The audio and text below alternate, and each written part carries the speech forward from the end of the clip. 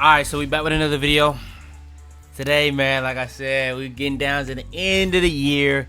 We got the top 10 albums of 2025. Now, today is going to be a very interesting list. You seen the song video. You probably know what's going to come at number 1. You may even know what's going to come in at number 2 based off the song list. I don't know. Maybe not. Maybe not. But today we got y'all boys with the top 10. There's a lot more honorable mentions in this than the song. I do think in terms of after really probably 9, 10th could go for a lot of these honorable mentions, but really it is a 10. It's just one album. I don't know if I can count it, so really it is 10. But yeah, y'all do want more of these top 10s. I don't know if I gave y'all the anime yet. Time of this recording, I should have gave y'all that first. But if y'all do want more top 10s, make sure to like. I got a lot in store for y'all. Subscribe, all that good stuff out the way. Let's get into it.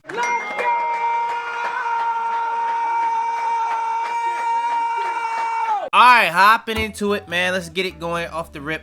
Only gonna be albums from this year. I said this in the song video. When I did the overall album, I need to update that. I ain't gonna lie, I need to update that. That was a repost that I had to get out.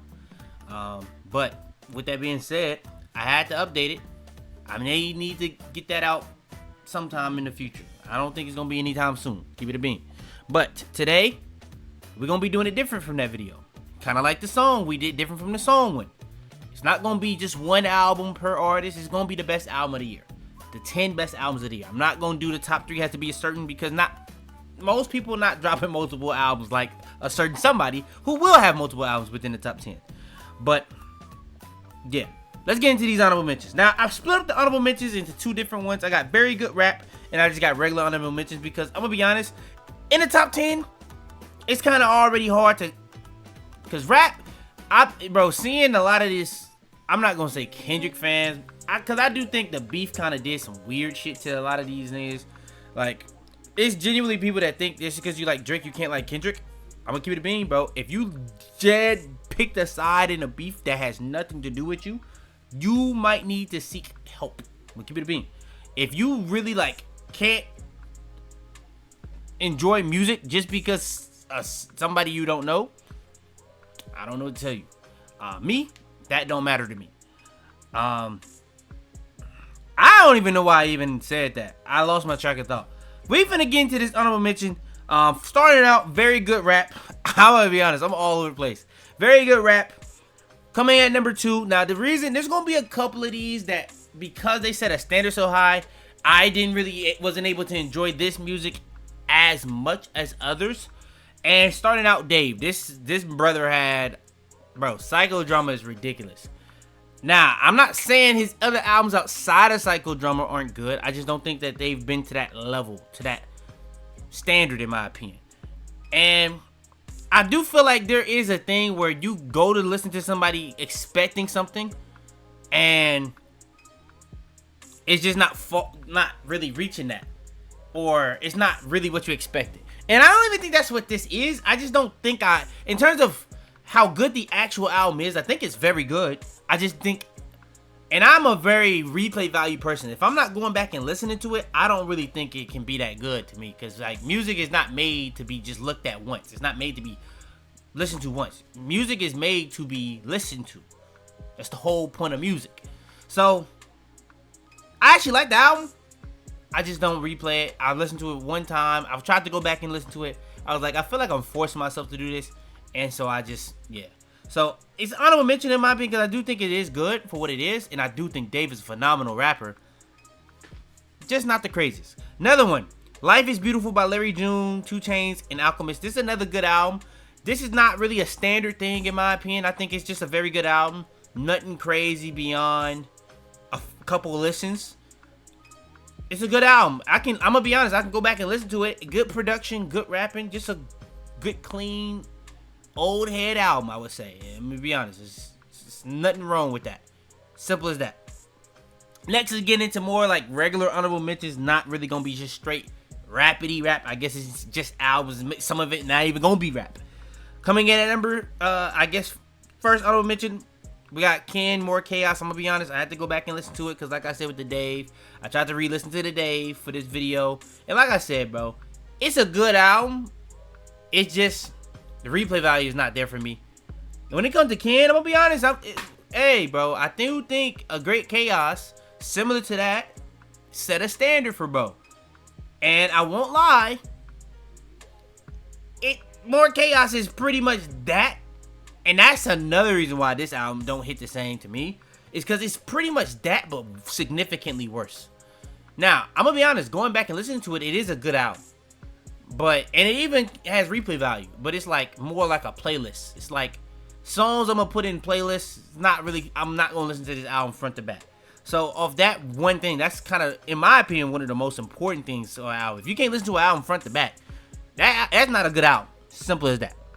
So yeah, honorable mention. Next we got Cardi. Similar, but it's a whole different thing. When it comes to a lot of artists, there's artists that are versatile, that can do so many different things throughout an album. There's artists that change up their style every single album. There's artists that are just consistent with what they are making in terms of the quality. There's artists that do all of that. And then you have Cardi that pretty much every single time he's dropped an album, it's something new, it's something different.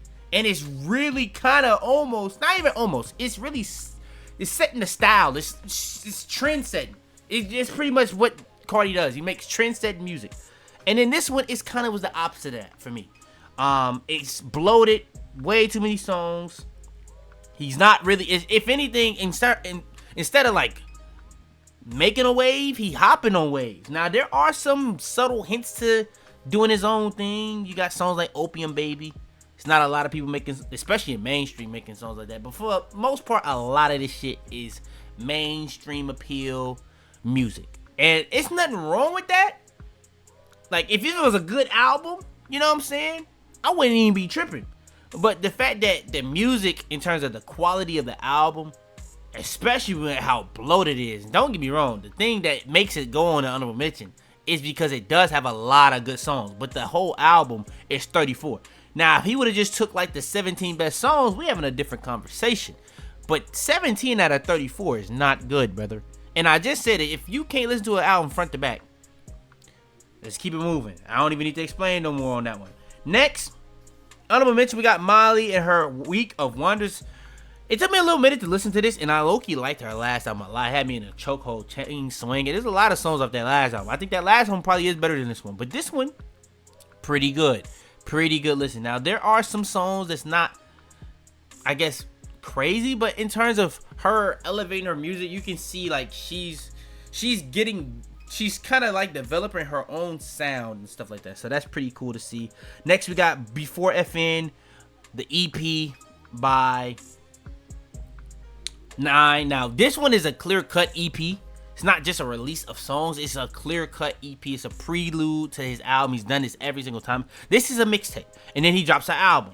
Now, you can say this is like a prelude to the mixtape. I don't care how you want to do the semantics.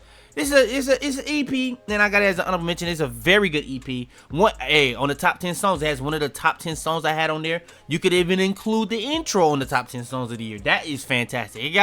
This EP, you could argue, is better than some of the stuff I'm going to talk about in the top 10. Spoiler alert. But yeah, I got it at honorable mention. Then next we got UI Scuddy by Thug. I think that this is easily the most overhated album of the year. I do think people wanted just a so much fun type album, and that's just not what this was.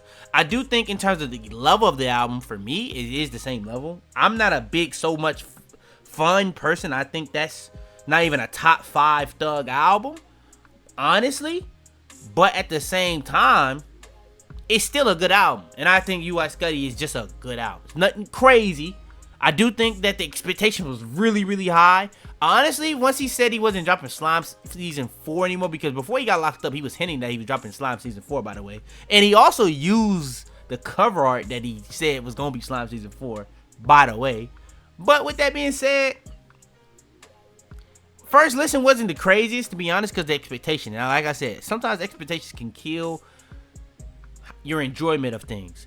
But when it came to this, going back, it get better every single listen. So you gotta get Thug his credit for that one.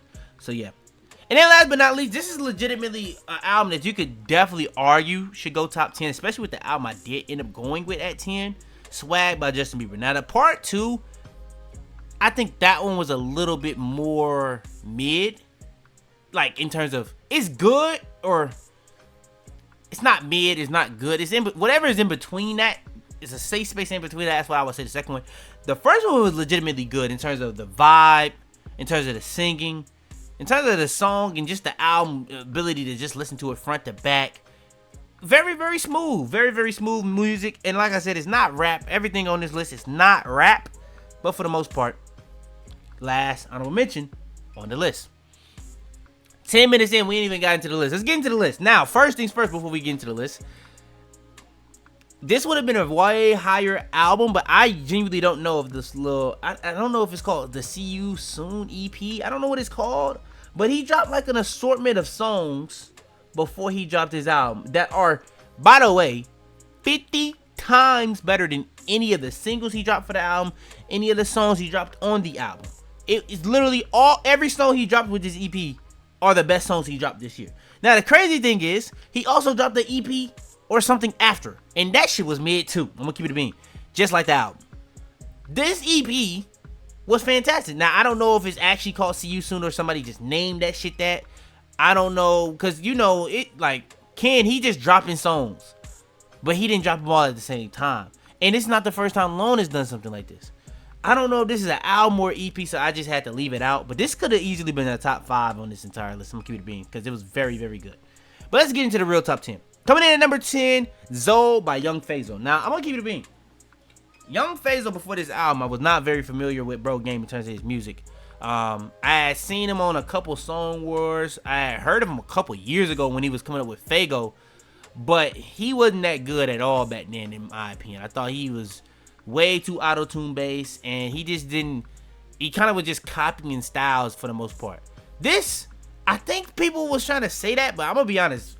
Ken Carson, this album, I don't really, when I listen to this album, I don't hear Ken Carson, but I do hear a lot of people comparing this album to like Great Chaos. I don't really get it.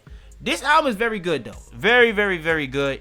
And it's the production on it, the sequencing, the cohesiveness. He covered every spot that you kind of could really hope for from one of these young artists, and he did a really good job with it. It's gonna be a lot better in terms of those things, in terms of transitions and all that, than a lot of albums I'm gonna have on this list. But the quality in terms of the artist performance overall is kind of what let it down for the most part. But his beats, he did a very good job with this album, so I had to at least give it 10. Like, I'm gonna keep it to me. Music is not at the craziest point if this is making top 10, but it is a very, very good album, I won't lie.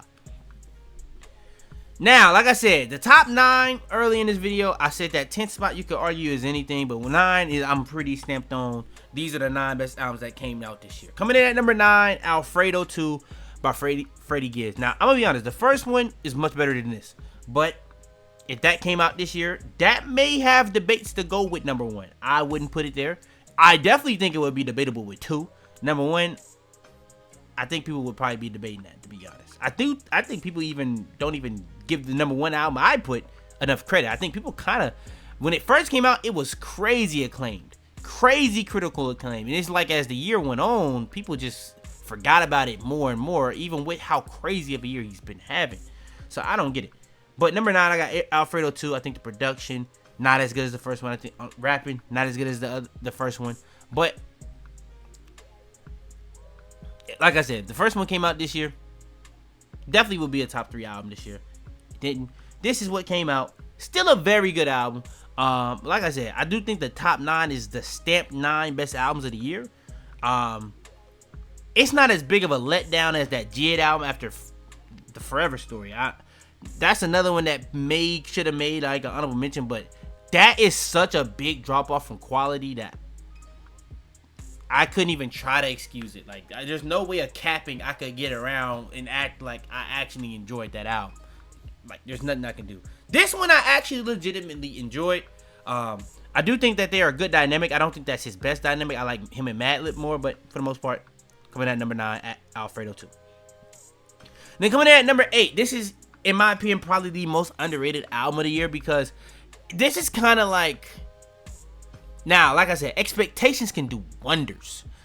Chance the Rapper killed his expectations with that last album, and I do think that last album was kind of overhated. It's a horrible album, but I do think he got way too much hate for genuinely just making a happy album. That shit, like, Just think about that.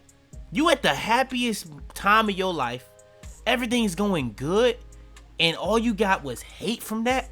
That's very, very sick in terms of how the world is nowadays, to be real. Like, real shit. But being honest, Starline by Chance is genuinely one of the best albums that came out this year. It's a return to form. When you think about 10 Day, when you think about Acid Rap, when you think about Coloring Book, this is very fitting in that as a fourth album. If you just forget about that actual fourth album, it really would be a very fitting album to be a continuation on how the quality of these albums have been in his career. So I think people kind of forget how good of an artist Chance the Rapper was. It was a point in time where people were saying Chance was bigger than Drake at a point in time, or even better than Drake. Maybe both, I would say. So I think people do forget that, and that A Big Day album just wasn't good.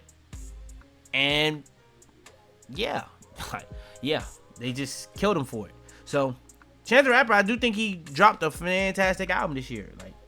So coming in at number 8, Starline, Chance the Rapper.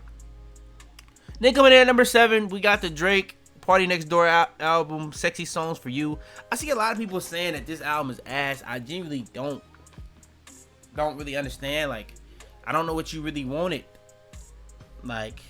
This is Drake got duos. Drake got duos. It's some very wasted duos, like him and The Weeknd, because of the shit they got going on individually. Shit with potential that never really work together as much as they probably should, like Kanye and Drake. Then you got the duos like Wayne and Drake, Rick Ross and Drake, Future and Drake. Then you got some low-key duos that people kind of sleep on, like the Travis and Drakes, which I would argue, in terms of consistency and peak, that's up there, bro. People sleep on that one. I would probably say Rick Ross is best in terms of the quality of the overall songs, but he got a lot. But Party is in those conversations 100%. They have really genuinely never missed on a song together. It genuinely took a collab album for them to miss, and even on the collab album, it's one of Drake's most consistent albums of this decade, where the decade is nowhere near the 2010s for his catalog, but still dropping albums like C.O.B., Her Loss, For All the Dogs. Not gonna speak on Dark Lane Demo Tapes. That's not a good album in my opinion. What's the other album? Honestly, Nevermind. Yeah, Honestly, Nevermind for sure. Yeah, Honestly, Nevermind. But yeah, this album, in my opinion, in terms of the consistency, the cohesion, the production, I think they did a very good job for a collab album. And I would argue this is his best one. It's up there. I mean, all three, in my opinion, in terms of quality, are around the same level for me. I won't lie. You could tell me either one of the three is his best. And that, I think that's a very much a credit to how good the album actually is. So coming in at number 7, Some Sexy Songs for You. Now I'm gonna keep it a bean, man. I'm not even gonna waste y'all time and try to split this up. We're gonna talk about it at the same time. We're gonna say it's a tie at 5. So both of these are top 5. And they're both by the same artist. 9 Vicious, Studio Attic, and For Nothing. Now, the thing about Studio Attic, for me, it came out last year, but I listened to it in 2025. So that's why I said it's a tie. So if you don't want to count Studio Attic, then it's just For Nothing. For Nothing is also better. Now, this is the thing with 9. He drops an EP and then the tape is just harder. I think he's dropping an album on Christmas. This is not going to be uploaded by the time that is, but I'm not going to make a video around that time, so this had to get out. So there's going to be some albums that come out after this video that's going to still be 2025 that might be worth the mention on this list, but you know, just that simple. But For Nothing and Studio Attic, if you're not tapped into 9 for whatever reason, these are 2 albums that you need to tap into, bro. You need to. Like, you can say whatever you want with the nostalgia bait, production carry, Thug Clone, which I you can see the influence on songs, but Nine has a very distinct style. And I promise you, it's a lot of these young niggas that just straight copy. Like straight copy. Like I remember when they was doing the Cardi clone shit for Yeat. Like I don't know how you listen to Yeat and think he a clone of anybody. You can see the influences. Thug, maybe even Travis sometime, but copy, hell no. It's a lot of these young niggas that get gas that are literal copies of niggas, and this is not one of those. He's a clear, unique next. One of the new niggas that's actually gonna be big. Now the only way he don't be big is if it's because of himself, but that's the top for another day. Music for Nothing and Studio Addict coming in at number 5 on the list. And then we got the top 4. I think all 4 of these are very good, but the next 2 are in their own tier. I would probably say second is in its own tier as well, because I think the first album is the first album. But we got coming in at number 4, Dangerous Summer by Yeat. Now, this album, in my opinion, is so good. I don't know how Yeat is going to top it. Now, as we get closer to the album and he's showcasing like the preparation for the album, the people he's working with, I'm starting to believe he might be capable of doing it. So hopefully A Dangerous Life is gonna be like that. He had a lot of build up and hype for 2095. That wasn't the best album to me. I got the vision of what he was trying to go for, and I give him credit for that. But in terms of the music and going back to it, there's some good songs on there, don't get me wrong. But in terms of going back to it, nah. Now I will give him the cohesion and like the concept. You gotta give him credit for that, but nah, it wasn't for me. This one, production, artist performance, 10 out of 10. Bro, Yeat artist performance on this might be his best he ever had. He was ridiculous on this album. Production, probably the best production he's ever had. This is genuinely one of his, if not his best album he ever dropped. And it's literally just a prequel to his X album. Like I said, bro, if he can top this, credit to him, bro. But that's genuinely one of my most anticipated albums for next year. This next Yeat album, because that's how good this album was. And I never looked at Yeat as one of these big artists like he kind of is now at this point. But the way this album really changed my entire outlook on Yeat. Like, I think Yeat can be on the level of Travis now in terms of the quality if this next album can live up to the way, the expectation that he kind of setting for with this. So, coming at number 4, I got Dangerous Summer. Then coming in number 3, I got the Until Japan album. I'ma be real, I think this is French. I have no clue how to say this shit, bro. So I'm not even gonna troll nobody and try to say it. But I'ma try to say it, so because like for video purposes, it may be somebody that wanna listen to it. Trompe l'oeil. I don't know how to say that shit, bro. I'm gonna keep it being. But everything about this album, the production, the sequencing, the rapping, and I'm gonna be honest, if like you are maybe older, you don't want to listen to these young niggas just talk about bullshit I'm gonna be honest, keep it a bean. He probably talking about bullshit. It's rap at the end of the day. A lot of these niggas talking about bullshit at the end of the day. Like, keep it a bean. Like, if we being real, there's some people that really got something to say, but there's a lot of people that don't got shit to say. Being real, but for the most part, a lot of these songs he's actually trying to put in an effort to rap, while also sounding good, while also bringing some type of artist performance, whether it be rapping ability or melodies and stuff like that. But the production on this album is fantastic. The sample usage, fantastic. And like, you got, bro, there's 2 ends of the spectrum when it comes to this underground production sample. And I think if we want to talk about the top of the top, you got 9 with Ahmad and Old Dude, and you got Until Japan. That's how high I think of Until Japan, because 9 production is ridiculous. But yeah, I do think Until Japan slept on. Even like the extra songs he dropped on YouTube that just was not cleared. I honestly forgot about them songs, honestly, for the top 10 though. So it was some songs that low-key he dropped that probably should have been in the top 10 consideration for the songs of the year. Thinking about it, they probably wouldn't have made it. But bro, it's some damn good songs he dropped this year, man. And then the thing is that really kind of trolled him, in my opinion. He should have let this album breathe a little bit, in my opinion. But coming in at number 3, I think he did a damn good job because the next two was gonna be damn near impossible for him to beat. Coming in at number 2, we got Clipse, Let God Sort Them Out. I've talked about this multiple times. I do think sometimes this album does get overrated in terms of some people and how they speak on it. I'm not really too mad at people that say this is a 10, but saying this is like a top 5 rap album all time and shit like that, I should never see that in my life. Saying this is I'm gonna be honest, saying this is the Clipse best album, is it crazy? They got legit, bro, that last album they dropped before this, which was over 20 years ago, is a genuine classic. Like, genuine classic. Like, I feel like the word classic is thrown around way too much now. Genuine. But that is a genuine classic. I think that this one could be that. I do, like I've said though, I do think the one gripe I would give it, I do think there is a quality consistency drop off. Let me make sure I go to it real quick because I don't have the songs written in my brain.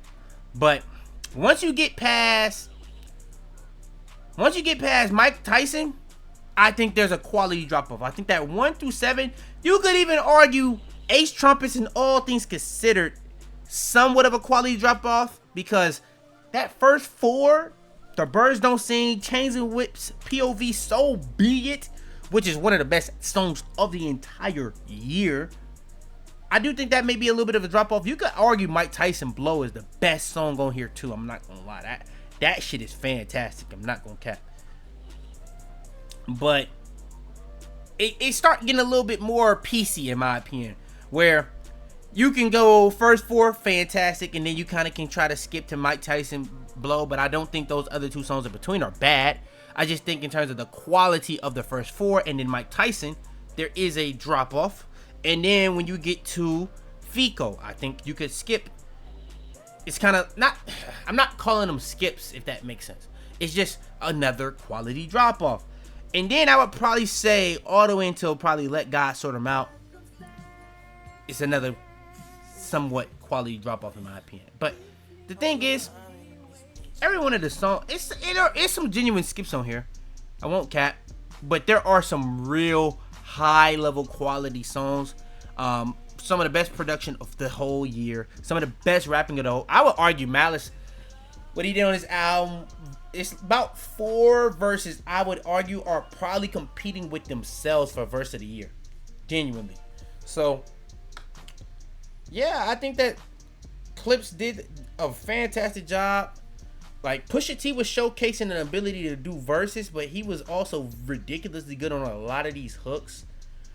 And I don't think it's a diss to say that Malice was better than him, because like I said, I think Malice had probably the 4 best verses of the entire year, like himself. So Malice being outperforming Pusha T is not, in my opinion, a crazy thing to say. I think that's a pretty calm take.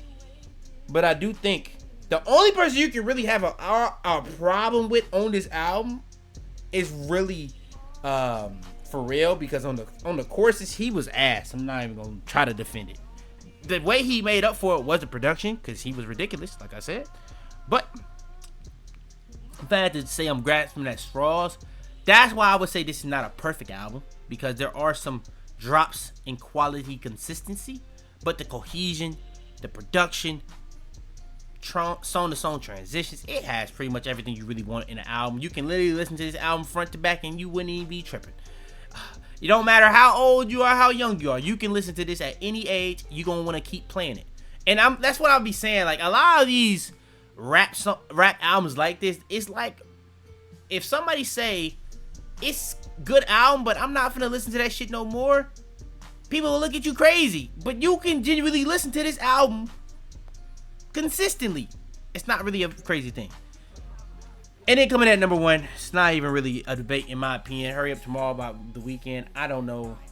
This is genuinely in debates for the best album of the decade. Forget 2025. And we halfway through the decade, so I'm probably gonna do my top 10 albums of the decade. So y'all stay tuned for that. But hey man, Weeknd did his thing on here, bro. He was fantastic on here, but you gotta give him his credit.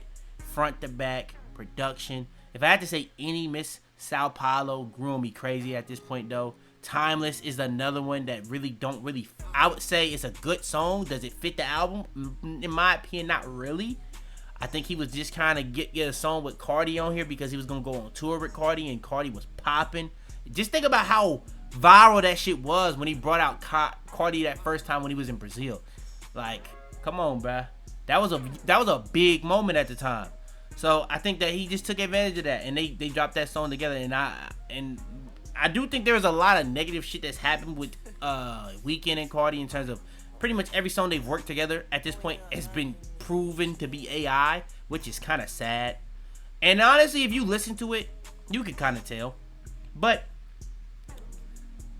that's probably the only knocks I can say, bro. There's not really a knock in terms of the quality of music. I think the only thing I would say I'm surprised about with this album is that the album is not bigger. And I kind of mentioned that in the song video, so I'm not going to go over it again. But top to bottom, ridiculous. And I love the way that he just went through the eras throughout the album. So, like, if you really been here the whole time, from House of Balloons all the way to now, he really went through every era of his music and gave us a vibe. And he did it all thematically, all with a purpose, cohesively. I just don't really understand a better way you can end a career. I don't understand a better finale, especially when you think about the expectations that he set for himself with this album, the trilogy, with how he's ending it with a trilogy. Bro, it's so much that made this such a perfect album. I genuinely don't throw away around the word perfect with albums a lot, but this one, in my opinion, even with the knocks, it has so many ways it makes up for it that I would argue genuinely it's a perfect album. But yeah, that's my top 10 album list of 2025. Y'all do want more videos like this, like the video. Like I said, we getting to the end of 2025. We now 5 years into the decade. I can do my halfway through the decade top 10 albums of the decade video. Y'all do want that, like the video, subscribe, all that good stuff out the way though. No more talking. I'm out of here, man. Tell them to bring me my money. Yeah!